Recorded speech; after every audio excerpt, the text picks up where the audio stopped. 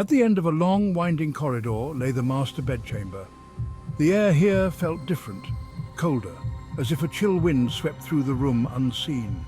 Moonlight spilled through the Gothic window, illuminating a massive four-poster bed draped in dark velvet. The bed dominated the room, its presence both alluring and menacing. Intricate carvings adorned its headboard, depicting writhing figures seemingly trapped in eternal torment. As she reached out to touch the cold, smooth wood, a jolt of static electricity shot through her, making her recoil in fear. The room seemed to pulse around her, the air thick with unspoken horrors. A low moan echoed from the fireplace, sounding almost like a mournful cry. Turning swiftly, she could have sworn she saw the flicker of a shadow retreating into the darkness. Despite her mounting fear, she felt strangely drawn to the bed. It called to her, whispering promises of rest and oblivion. A reckless decision formed in her mind. She would spend the night in the cursed bedchamber. As darkness enveloped the mansion, she lay in the bed, her body rigid with anticipation. The silence was deafening, broken only by the creaking of the house settling around her.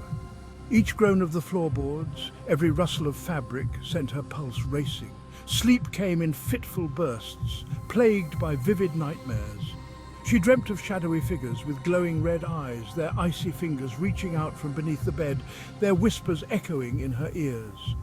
Each time she woke, her heart pounded in her chest, her body slick with cold sweat.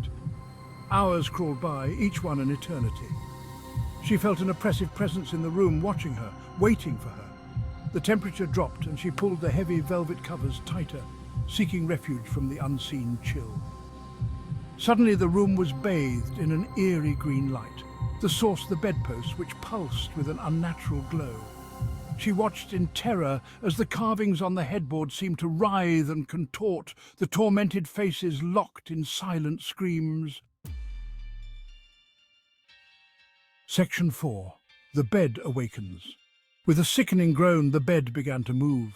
The velvet drapes, once luxurious, now felt like grasping claws. They snaked out towards her, their touch icy cold against her skin. She cried out, her voice lost in the suffocating darkness. The mattress dipped and swayed, as if alive, threatening to swallow her whole. Panic surged through her, urging her to escape. But the bed held her captive, its grip tightening with each passing moment. She thrashed against the confining fabric, the oppressive weight pressing down on her chest, stealing her breath. The room spun, the shadows dancing and swirling in a macabre waltz. The air grew thick and heavy, filled with the stench of decay and the taste of fear. Frantically, she searched for an escape, her fingers scrabbling against the smooth wood of the bed frame. But there was no escape. The bed had become her prison, a monstrous entity determined to consume her whole. Section 5. Trapped. She felt a cold, clammy hand close around her ankle, dragging her further into the depths of the mattress. Her screams died in her throat, replaced by desperate gasps for air. The darkness pressed in, suffocating, consuming. The bed creaked and groaned around her, its wooden frame contorting into grotesque shapes. She glimpsed a swirling vortex of darkness beneath her, a bottomless pit from which there was no return. Terror lent her a surge of adrenaline. She kicked out blindly, her foot connecting with something solid. A cracking sound split the darkness, followed by a chilling shriek that seemed to reverberate through her very bones. The pressure on her chest eased, and she sucked in a desperate breath.